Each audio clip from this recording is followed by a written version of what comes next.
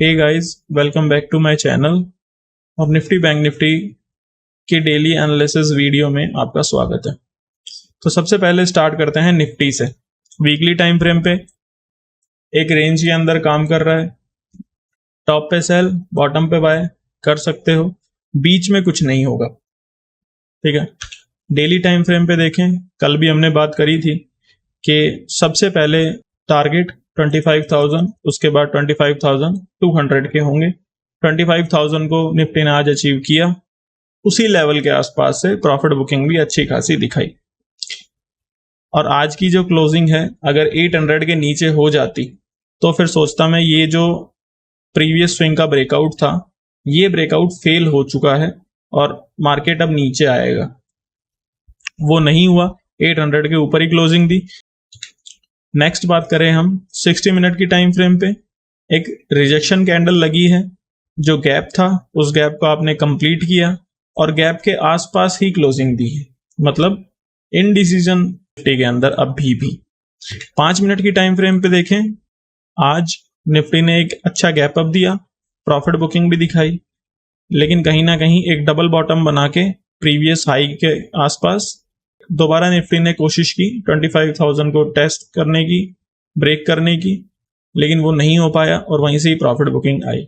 अगर निफ्टी 750 के नीचे सस्टेन कर जाता है तो फिर प्रॉफिट बुकिंग बढ़ जाएगी और 600-650 भी हमारा आ जाएगा।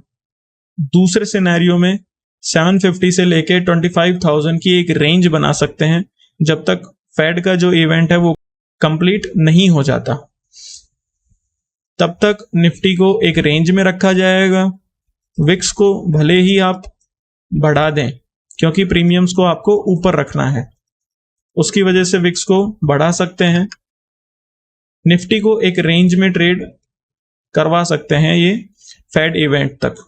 अगर उससे पहले ब्रेकआउट ब्रेकडाउन आए तो वहां पे आप ट्रेड होगी आपकी, अदरवाइज निफ्टी 250 पॉइंट्स के एक रेंज में है। नेक्स्ट बात करें हम बैंक निफ्टी की। वीकली टाइम फ्रेम पे टॉप की ट्रेंड लाइन से रिजेक्शन, डेली टाइम फ्रेम पे जो ब्रेकडाउन पॉइंट था 52,200 का, उसके आसपास से आज दोबारा रिजेक्शन। ट्रेंड लाइन के ऊपर क्लोजिंग दे सकते थे, लेकिन टॉप पे इतना बड़ा शेडो बन गया और क्लोजिंग दोबारा ट्रेंड लाइन के नीचे ही आई, तो ये बैंक निफ्टी में थोड़ा सा नेगेटिव लग रहा है। नेक्स्ट बात करें हम 60 मिनट की टाइम फ्रेम पे, तो 60 मिनट की टाइम फ्रेम पे एक रेंज है। टॉप पे रिजेक्शन ट्रेंड लाइन है, बॉटम पे सपोर्ट ट्रेंड लाइन है। ब्रेकआउट ब्रेकडाउन होते हैं, वहां पे स्पीड अच्छी खासी आएगी, अदरवाइज टाइम के साथ साथ ये रेंज भी बढ़ती जा रही है, तो यहाँ पे भी बैंक निफ्टी में भी मूव अच्छे खासे आएंगे। अब देखते हैं 5 मिनट की टाइम फ्रेम पे बैंक निफ्टी ने आज क्या किया। एक अच्छा गैप अप, उसके बाद शॉर्ट कवरिंग, एक ट्रेंड लाइन के साथ बैंक निफ्टी ऊपर गया। दोबारा जब ट्रेंड लाइन का ब्रेकडाउन आया, बड़ी सेलिंग के साथ बैंक निफ्टी नीचे आया। तो कहीं ना कहीं बैंक निफ्टी में लॉन्ग्स होल्ड नहीं हो पाए। यहाँ पे ट्रेडिंग ठीक है, ट्रेडिंग एक इंट्राडे बेसिस पे बैंक निफ्टी में जरूर चली है, लेकिन जो होल्डिंग होती है वो बैंक निफ्टी में अभी भी दिखाई नहीं दे रही। अब लेवल्स की बात कर लेते हैं। बैंक निफ्टी में हम कर चुके हैं 750 के नीचे सेल, 25,000 के ऊपर बाय, बीच में एक रेंज होगी। कल के लिए बैंक निफ्टी में अगर बैंक निफ्टी 51,800 के ऊपर जाता है, इजीली 52,100 के आसपास के टारगेट होंगे। ठीक है, 52,100 के ऊपर 200 के ऊपर अगर दोबारा मैं सस्टेन कर जाता हूं, तो अब की बार तो ब्रेकआउट फेलियर हुए हैं। दोबारा अगर 52,200 के ऊपर सस्टेन कर जाता हूं तो बड़ी बाइंग के साथ बैंक निफ्टी को खींच भी लिया जाएगा।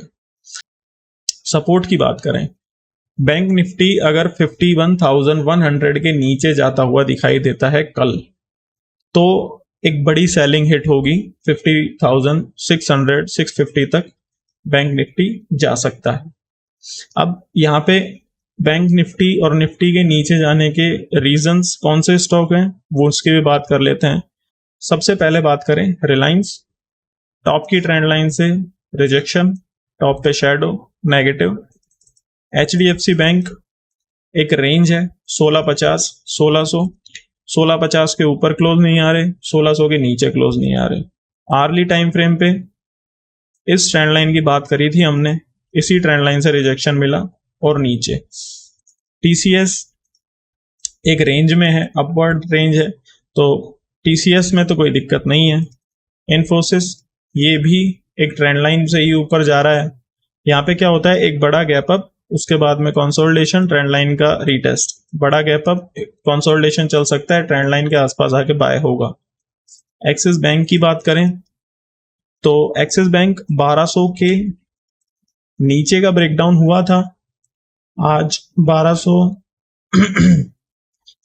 1200 के आसपास गए, लेकिन ब्रेकआउट नहीं हो पाया और वहीं से ही रिजेक्शन ले लिया। ICICI bank weekly time frame पे देखना, रिजल्ट काफी अच्छे थे, एक गैप अप भी मिला और एक ट्रेंड लाइन से आप ऊपर भी जा रहे थे, लेकिन जैसे ही इस ट्रेंड लाइन का ब्रेकडाउन हुआ, बड़ी सेलिंग यहाँ भी हिट हो गई। वीकली टाइम फ्रेम पे एक रेंज थी, रेंज के टॉप से रिजेक्शन है, तो आप नीचे आ रहे हो। बात करें Kotak bank, weekly time frame पे रिजेक्शन है, तो डेली टाइम फ्रेम पे भी नीचे आ रहे। एसबीआई एक डबल टॉप लगा है, 900 के ऊपर बाइंग होगी। एलएनटी की बात करी थी हमने, 3700 के ऊपर 3900 तक टेस्ट करने की कोशिश करेगा। इन स्टॉक्स के बारे में बात करी थी और बोला था कि एक बाउंस हो सकता है, 25,000 एक बार टेस्ट हो सकता है, लेकिन कुछ स्टॉक्स हैं जो थोड़े नेगेटिव लग रहे हैं जब तक उनमें ब्रेकआउट नहीं आता। ब्रेकआउट आ जाता है तो फिर वो खींचेंगे भी बहुत अच्छा। अब नेक्स्ट बात कर लेते हैं हम यूएस फ्यूचर्स की, आज के लिए वहां पे क्या मोमेंट हो सकता है। तो अभी के लिए देखूं तो यूएस में बाइंग काफी अच्छी है, डेक्स भी ठीक ठाक चल रहा है। सबसे पहले स्टार्ट करते हैं नेस्डेक से। नेस्डेक एक ही लेवल है, सिंगल, जब तक 19,500 के ऊपर नहीं आते, नेगेटिव हो आप। टॉप से देखें तो एक ट्रेंड लाइन है, अगर ट्रेंड लाइन का ब्रेकआउट हो जाता है तो फिर 19,500 भी आ जाएगा। और यहाँ पे भी कई थ्योरीज चलती हैं। इवेंट के पहले सेल, 3-4 दिन पहले इवेंट के एक रेंज में, और इवेंट के बाद रिवर्स करवा दो मार्केट को, वो भी चांसेस होंगे। डाउ की बात करें तो एक डेली टाइम फ्रेम पे एक ट्रेंड लाइन है, उसी की सपोर्ट लेके बाइंग आ रही है, लेकिन आर्ली टाइम फ्रेम पे थोड़ा कैच है। वो क्या है कि ये जो स्विंग था जिसके ब्रेकडाउन के बाद सेलिंग आई थी, आप उसी लेवल के आसपास हो।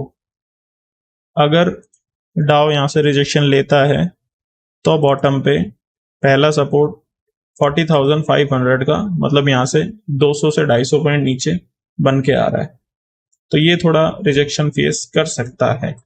डेक्स की बात करें तो यहाँ पे तो सिंगल वही पैटर्न है कि एक एचएनएस है।